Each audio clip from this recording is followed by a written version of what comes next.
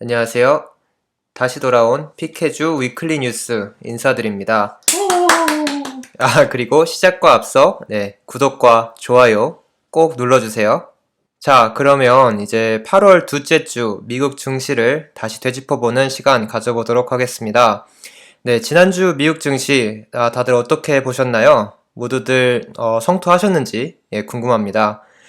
지난주 미국 증시는 3대 지수 모두 상승하며 한 주를 마무리했습니다. S&P 지수는 0.7% 상승하여 주간 기록으로 지난 7주간 6번 상승을 기록했습니다. 정말 대단한 기록이 아닐 수 없는데요. S&P 500 지수 같은 경우에는 지난 수요일 장중 지난 2월에 세운 사상 최고치에 고작 0.2% 접근하였으나 이후 소폭 하락하여 현재는 사상 최고치 0.4% 아래 머물고 있습니다. 나스닥도 지난주 소폭 상승 0.1% 상승하여 전주 11,000선, 대망의 11,000선 사상 최고치를 돌파 후 계속 신고가를 써 내려가고 있으며 다우 또한 1.9% 상승하여 이렇게 3대 지수 다우, S&P, 나스닥 모두 좋은 수익률을 기록했습니다. 그 S&P도 그러면 사상 최고치를 뚫을 걸로 지금 예상을 하시고 계신 거죠? 지금 오늘 주제를 가장 잘 짚고 계신 맥을 좀 잘 짚고 계신 것 같은데요. 오늘의 주제는 바로 그것입니다.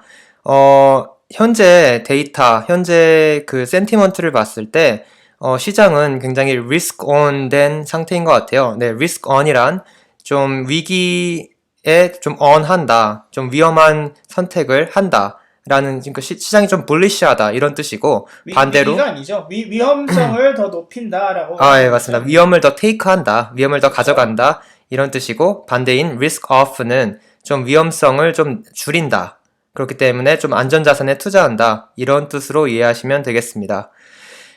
그래서 리스크 on이었음을 좀 증명하는 몇 가지 사인을 말씀드리려고 하는데요.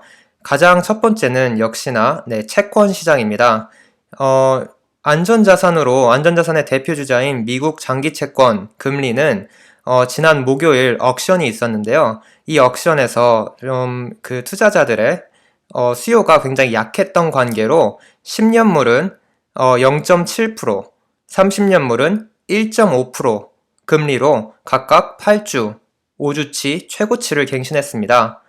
채권 금리와 가격은 반대로 움직이는 것을 상기했을 때 이는 투자자들이 10년, 30년 같이 장기적인 미국 경제의 위험성에 대해서 굉장히 낙관적으로 돌아섰다는 그런 뜻을 의미합니다. 그리고 이제 옥션이라고 하게 될 경우는 그러면 국채를 안 사고 그 돈으로 뭐 주식이나 조금 더 위험 자산으로 돈이 흘러간다라고 보시면 될 것 같아요.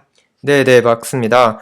또 다른 그 분명한 시그널로서는 방금 말했듯이 이제 안전자산인 국채뿐만 아니고 또 다른 대표적인 안전자산인 금과 은도 지난주 아주 큰 폭으로 하락했는데요.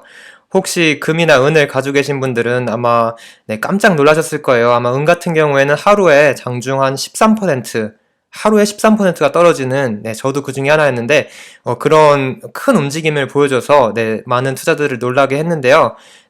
이런 안전자산인 국채, 또 금, 이 하락하면서, 이제 좀 반대로 조금 더, 텍트주, 지금까지 좀 부진했던 텍트주들은 반대로 한 3, 4% 이상, 좀 많이 어드밴스하는 그런 양상을 보여줬습니다.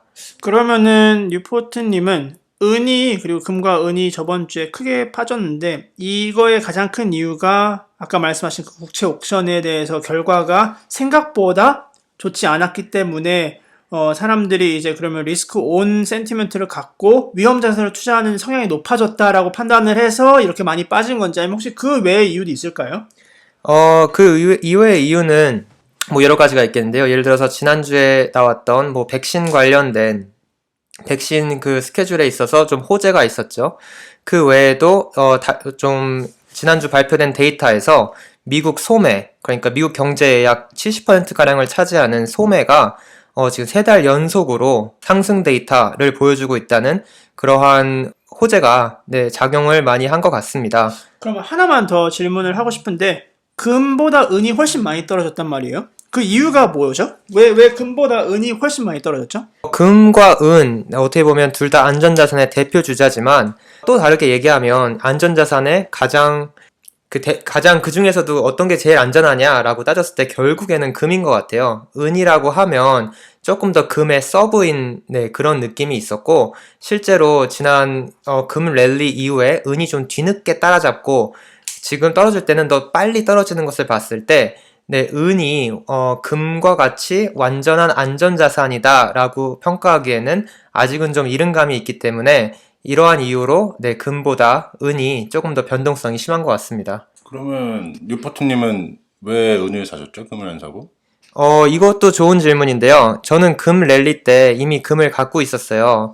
근데 금 가격이 계속 올라가는 반면에 또 금-은 레이시오가 있거든요. 많은 매크로 그런 경제학자들이 보는 금은의 레이시오가 굉장히 많이 떨어졌다. 금에 비해서 은 가격이 별로 안 올랐다.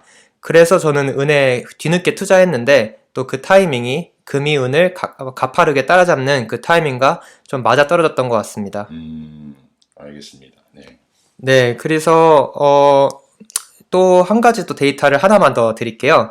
예를 들어서 제가 최근에 지난주에 되게 관심 있게 봤었는데요. 이 미국 액티브 매니저들의 그 현재 포지션, 그러니까 레버리지 혹은 100% 투자 혹은 증시에서 다 빠지거나 아니면 인버스를 하거나 뭐 이러한 초이스를 줘서 지금 이런 액티브 펀드 매니저들의 종합적인 평균적인 포지셔닝을 나타낸 차트, 네임 차트라고 미국에서 National Average of Active Investment Manager Number라는 게 있어요. 이게 지난주 드디어 100을 넘었습니다.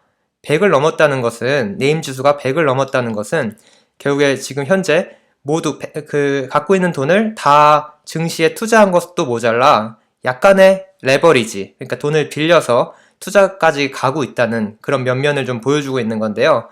이러한 상황이 단기적인 어떤 증시의 상승을 충분히 이끌 수 있을 것으로 예상이 됩니다. 이게 엄청난 게 올해 3월만 하더라도 네임 지수가 어디까지 떨어졌냐? 15였죠. 결국에는 뭐 이 10 중반대로 갔다는 뜻은 다 팔고 주식 같은 위험 자산에 투자했던 비율이 15% 가량이지만 지금 같은 경우는 그 비율을 쭉 높여가지고 오히려 공격적이게 말씀하신 대로 레버리지를 사용해가지고 투자를 하고 있는 성향을 보이고 있다라고 하시면 될 것 같습니다.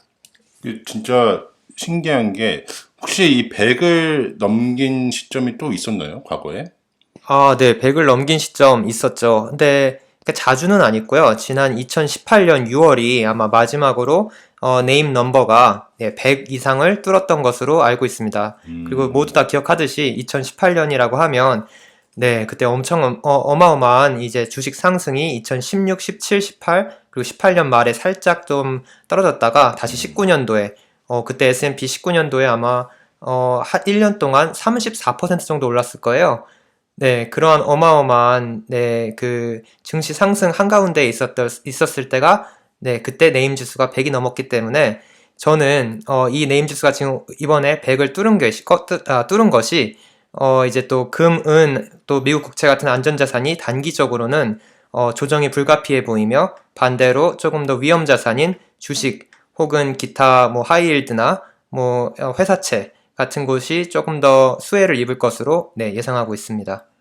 상당히 중요한 시그널을 하고 있는 것 같네요. 이 네임 넘버 자체가. 네, 그렇습니다.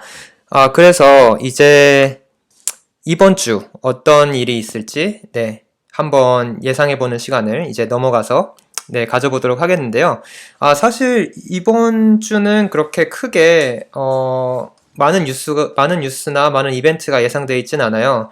왜냐하면 일단은 2분기 실적 발표가 거의 끝난 가운데 이제 남은 몇 가지 종목들만 이제 이번 주에 발표를 하는데요. 그 중에 가장 하이라이트는 역시 리테일, 미국 리테일의 시간입니다. 이번 주 화요일, 미국 시간 화요일 월마트와 홈디포 그리고 수요일 타겟까지 네, 코로나 시대 스테이홈 추세와 맞추어 좋은 실적을 이어왔던 대형 마트들이 이번에 과연 또 계속 좋은 실적을 이어갈 수 있을지 주목이 됩니다. 그 다음으로는 네, 지난번에 있었던 FOMC의 회의록이 미닛이 발표되는데요. 이게 수요일날 발표됩니다. 지난 FOMC 결과에서 별로 눈여겨볼 만한 추가 조치 및 커멘트가 없었던 만큼 아마 시장의 반응은 FOMC 미닛을 좀 더 찬찬히 보면서 과연 앞으로 어떤 방향성으로 나아갈 것인가 가늠해보는 그런 중요한 시간이 될 것 같네요. 네, 그래서 오늘 준비한 8월 둘째 주 위클리 뉴스는 이 정도로 전해드리도록 하고 혹시 궁금한 점, 문의하실 점이 있으시면 언제든 코멘트 남겨주세요. 다시 한번 구독과 좋아요 부탁드립니다. 감사합니다.